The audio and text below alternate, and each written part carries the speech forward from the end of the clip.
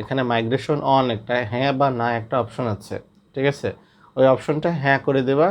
তারপরে তোমার হচ্ছে কলেজ যে চয়েস বা নির্বাচন নিশ্চিত ওইটা হ্যাঁ করে দিয়ে 300। আসসালামু আলাইকুম এসএসসি 24 ব্যাচের প্রিয় শিক্ষার্থীরা, আশা করি তোমরা ভালো আছো। গতকালকেই তোমাদের কলেজ চয়েসের রেজাল্ট বের হয়েছে। তোমরা অনেকেই হচ্ছে নক দিয়েছিলে আমাকে, প্লাস নানানের জন্য নানা রকম প্রশ্ন করেছো, ভাই এটা কেমন কি হবে। তো এগুলো নিয়ে একটা সিম্পল একটা ভিডিও বানাবো। এই ভিডিওর মধ্যে তোমাদের সবকিছু প্রশ্নের অ্যান্সার পাবা, ঠিক আছে? তো কন্ডিশন এখন বেশ কয়েক রকম হয়ে গেছে, আমি সুন্দর করে ক্যাটাগরি আকারে ব্যাখ্যা করছি। তোমাদের 1 নম্বর কন্ডিশন হচ্ছে বা 1 নম্বর যে প্রবলেমটা, যে অনেকের কলেজ এসেছে, ঠিক আছে, ম্যাক্সিমাম সবারই কলেজ আসছে। তো এরা বলছে যে ভাই এই কলেজটা মানে সিলেক্ট করব কিভাবে এবং মাইগ্রেশন কিভাবে অন রাখবো। 2 নম্বর কন্ডিশন, যে ভাই আমার যেই কলেজে আসছে আমি এই কলেজেই পড়তে চাই, তো কিভাবে আমি অটো মাইগ্রেশনটা অফ রাখবো, ঠিক আছে? 3 নম্বর কন্ডিশন যেটা আরেকটা আসছে, যে অনেকে কলেজই পায়নি, কলেজ চয়েসটা ঠিকঠাক দেয়নি, প্লাস কলেজ চয়েসটা ভুলভাল ছিল, এই কারণে কলেজই পাইনি। তো এগুলো কি করতে হবে, এগুলো এই সিম্পল ভিডিওতে আমি একটা শর্ট ভিডিও, এই শর্ট ভিডিওতে আমি আলোচনা করব। তো প্রথম যে সমস্যাটা বা প্রথম যে কোশ্চেনটা, যে ভাই কলেজ এসেছে এবং আমি মাইগ্রেশন অন রাখতে চাই। উদাহরণস্বরূপ বলি, যে মনে করো তোমার একটা কলেজ চয়েস লিস্ট বানাইছো, Rajshahi college, new degree, city college, Kamruzzaman college, তারপরে মনে করো হচ্ছে মহিলা কলেজ, এমন একটা 5টা কলেজের একটা লিস্ট বানিয়েছো। তোমার কলেজ চয়েস হয়েছে মনে করো সিটি কলেজে, ঠিক আছে? এখন তুমি মাইগ্রেশন অন রাখতে চাও যেন নিউ ডিগ্রি বা রাজশাহী কলেজে হয়।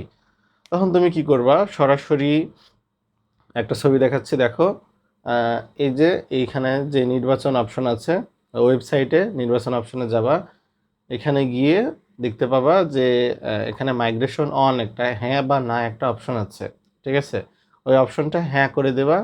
তারপরে তোমার হচ্ছে কলেজ যে চয়েস বা নির্বাচন নিশ্চিত ওইটা হ্যাঁ করে দিয়ে 335 টাকা পেমেন্ট দিয়ে এই কলেজ চয়েসটা ফিক্সড করে দেবা।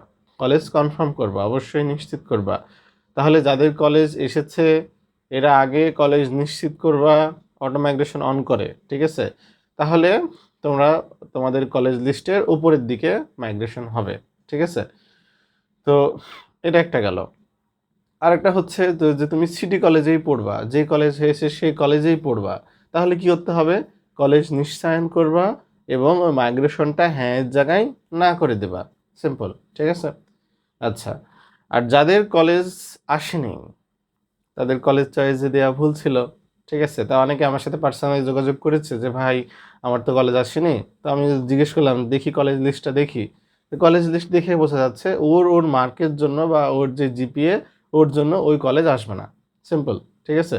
তো যারা অভিজ্ঞ তাদের থেকে নিজে পণ্ডিতি না করে, হ্যাঁ ভাই, নিজে পণ্ডিতি না করে যারা অভিজ্ঞ তাদের থেকে কলেজ লিস্ট বানিয়ে নিয়ে তোমার ওই মার্কের জন্য তাদের থেকে কলেজ লিস্ট বানিয়ে নিয়ে কলেজ চয়েস সেকেন্ড চয়েসের জন্য দিবা।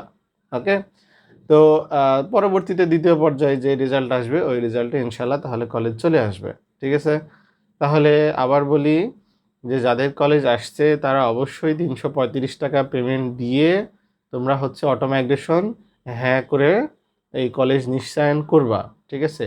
আর যাদের যেই কলেজ আসছে এই কলেজে যদি ভর্তি হতে মানে খুবই ইচ্ছা থাকে, তাহলে অটো মাইগ্রেশন না করে 335 টাকা পেমেন্ট দিয়ে নির্বাচন নিশ্চিত করবা।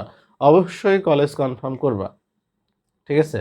অনেকে আবার এটা ভুল কাজ করে, যে প্রথম চয়েসে একটা কলেজ আসছে ওই কলেজ বাদ দিয়ে দ্বিতীয়ভাবে আবার চয়েস দিতে যায়। কিন্তু সেকেন্ড চয়েসে কি হয়, সিট ফাঁকা থাকা সাপেক্ষে তোমাকে নিবে আর কি কলেজ। তো দেখা যাচ্ছে প্রথমবারে তোমার সিটি কলেজে হলো, কিন্তু ওইটা বাদ দিয়ে যদি আবার দ্বিতীয়বার আবেদন করতে যাও, দেখা যাচ্ছে সিটি কলেজেও হচ্ছে না, ঠিক আছে? তো এটা অবশ্যই সাবধান। আর যাদের এমনি ভিডিওতে সব কিছুটা আলোচনা করার চেষ্টা করলাম, যাদের তারপরে কোনো সমস্যা তা যদি থাকে তাহলে অবশ্যই ইনবক্সে যোগাযোগ করবা, ঠিক আছে?